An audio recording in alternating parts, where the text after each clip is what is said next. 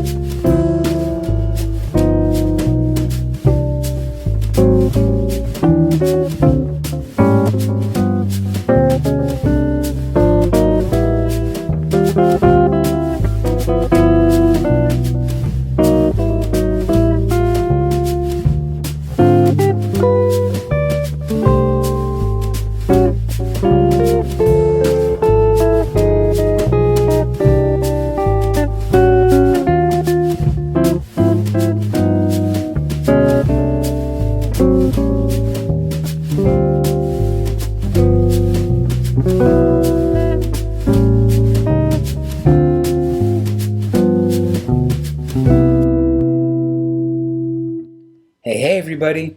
All right, 2, 5 wonderful chords. They're so wonderful. So yeah, so I did a little exercise here. I get so many requests for chords, chord voicings, chord leading, like chromatic approach. How do you do this? How do you do that? So I just came up with a nice little chord progression. And what's nice, it's sort of like an infinity loop where I do a 2 chord. I'm in the key of C, so I do a D minor 7 to a G7, that's 2/5, into 1, which is the C major 7, to the 6th chord, which is A7. Well, the 6th chord really should be A minor, but I'm making it A7, so it's a 5 of the 2 chord. So you get into this nice little loop. And so what I did as an exercise was I just started playing and seeing how many different ways I could play 2, 5, 1, 6, 2, flat 5 sub, 1, right? And I just kept going and going. So if you do subscribe to my channel on TrueFire, which I hope you do, and if you go there, you'll see that I have a chart written out with tab with different examples. I didn't write everything out, of course. I'd still be writing to this day. So what I did was I broke it up into 4 groups. I did one with what I called basic, and I'll show you what I mean by basic. So I took 2, 5, 1, 6 in the key of C, and I did it where the C is on the 6th string. I mean, 5th string, sorry. So my C major 7 is here. So my D minor 7 would be here in the 5th fret, 5th string, to my little basic G7, which is really just the root, the flat 7, and the 3rd. Back to the C major 7, root onto the 5th string, to a little A7. So that's basic. 2, 5, 1, 6, 2, 5, 1. Then I did the same thing where the C would be root on the 6th string. So that's up here at the 8th fret. So the 2 chord would be D minor in the 10th fret. D minor 7, G9, then C major 7 again. And then I did a chord with a G in the bass. So an A7 chord, but the G is in the bass. So instead of doing it like this, I just did it this way, where I have the G in the bass. So there's sort of like my 2 basic variations or basic ways of playing this 2, 5, 1, 6. Then I did a couple of examples, wrote out a couple of examples using chromatic approaches. All right, so the first one I did was this.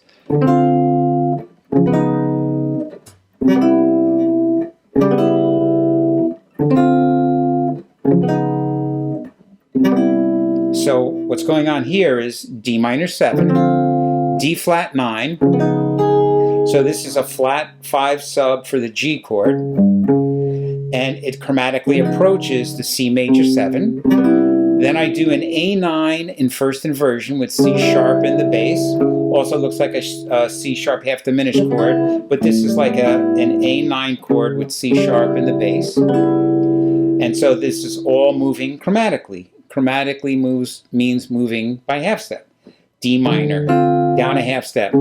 D flat 9, which is a flat 5 sub for G. C major 7, up a half step to an A7 over C sharp.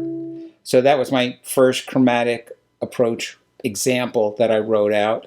And then I did another one, again coming over here where the C is here. And I did, what did I do here? D minor 7, root on the 6th string. D flat 7, flat 5. And this can also be thought of as a G7 with a flat 5 in the bass. Then C major 7 to a very simple A over C sharp. No 7 in here. So a lot of times I may not put a 7th in a chord that's a dominant 7th chord. There's not a law that says that you have to. I'm just always thinking of the sound and how pleasing the sound is.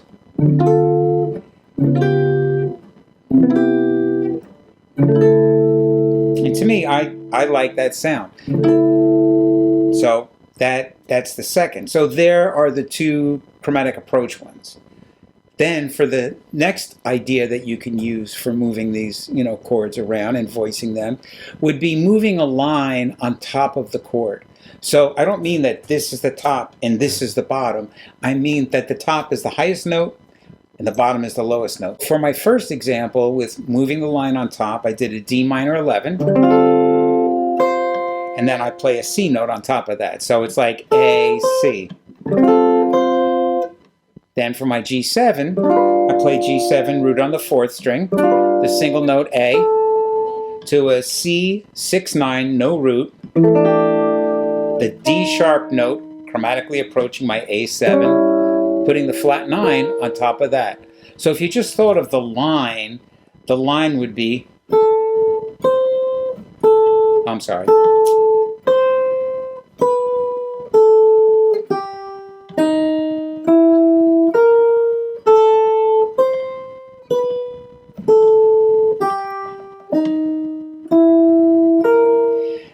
I know that for a lot of you out there, especially a little bit more advanced players, you know about moving the 7th of the chord you're on to the 3rd of the chord you're going to, the 7-3 chord connection, which is great and fine. I'm just showing you that there is a little different way of doing it that is a bit more, not melodic, but I guess it is, you know, because you're thinking much more of a line. I'm not thinking of 7-3 or anything like that. I'm thinking of playing a nice line and then connecting by whole or half step. So D minor 11, then I add that C, G7, C6 9, my A7. So that's pretty nice. Now, my second example of moving a line on top, I move back up to sort of like this C positioning, and I get a little busier. Let's see what I did here.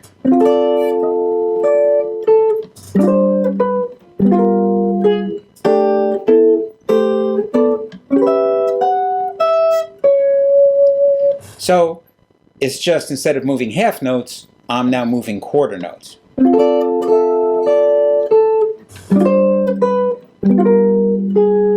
And then to my C6-9, my A13.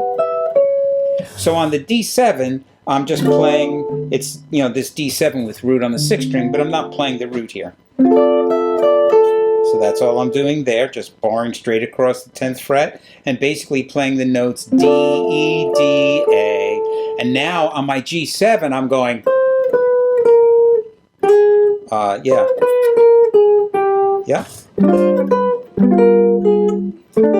Yeah, so on my G7, I'm starting out with like a G7 sus, then a regular G7, then the Jimi Hendrix G7 sharp 9, flat 9, and then when I get to my C chord, I'm doing all stacked fourths, so I always call it some kind of like 6-9 chord.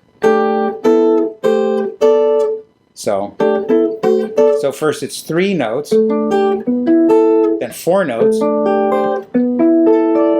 and then an A9, no root, 13, and then the 3rd of the A7 chord, the C sharp.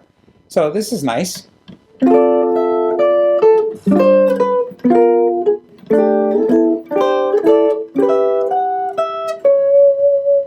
So that was a good one, moving the line on top. Now, for my last sort of style of doing this would be moving a line on the bottom. So here I did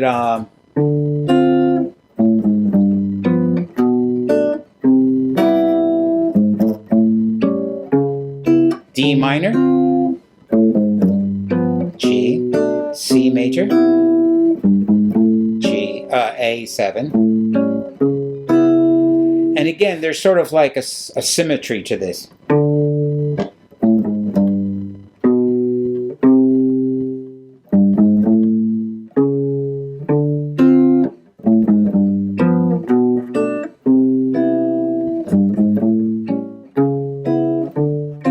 So there I'm thinking about moving a line on the bottom of the chord, not the top.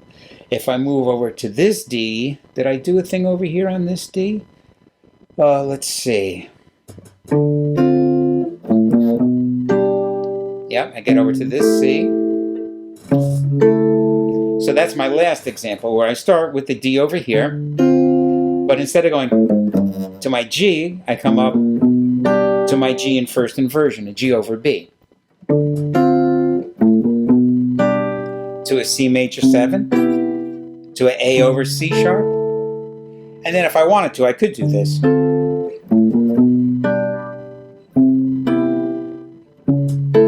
Or start here.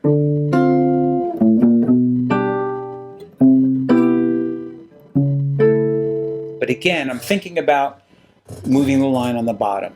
So, 4 things that we did here. We did what I would call just basic chords. And so if you're a beginner and you're trying to figure this stuff out, just go with the basics. The 2 chord, the 5 chord, 1 chord, 6 chord, and just see how many different places can I play D minor, G7, C, A7. And don't worry about anything else, you know? So, like I said, do it with the root on the 5th string. Root root on the 6th string. Then try and figure it out with root on the 4th string. Try doing it where you don't have the root at all in the bottom of the chord, you know, and on and on and on. Then the next, you know, the second way would be to do these chromatic approaches.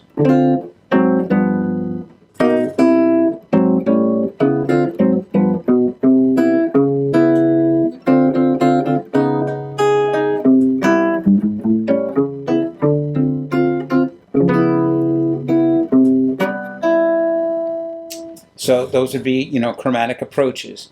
Then we had the moving the line on the top, which of course is really, for me, I would say that's maybe my bread and butter, that I'm always sort of hearing or trying to hear lines within the chords. So when I'm comping for somebody, I'm always thinking about I'm moving some kind of line that I hope is adding to the improvised solo or the head or the singer or whatever. So it just makes the chords, I think, make much more sense.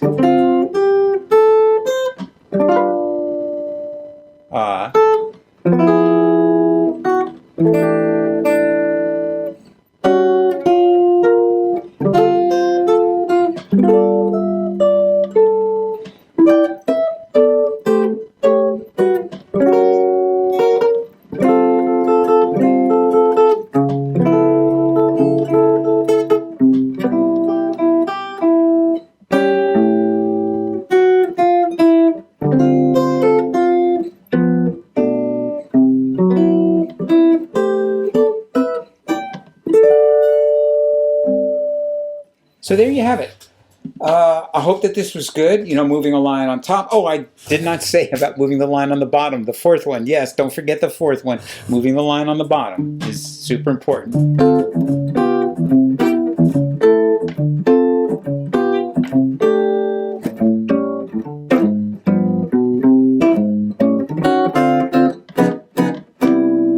So yeah, all that. So 4 things to work on. Basic chromatic approaches, which includes, you know, the flat 5 subs and just literally just moving, trying to move by half step or whole step, moving a line on top and moving a line in the bass. That gives you plenty. It's a lifetime of work, and but don't, you know, don't feel overwhelmed by it. It's always baby steps, and we're always learning forever until we croak. So so don't get discouraged.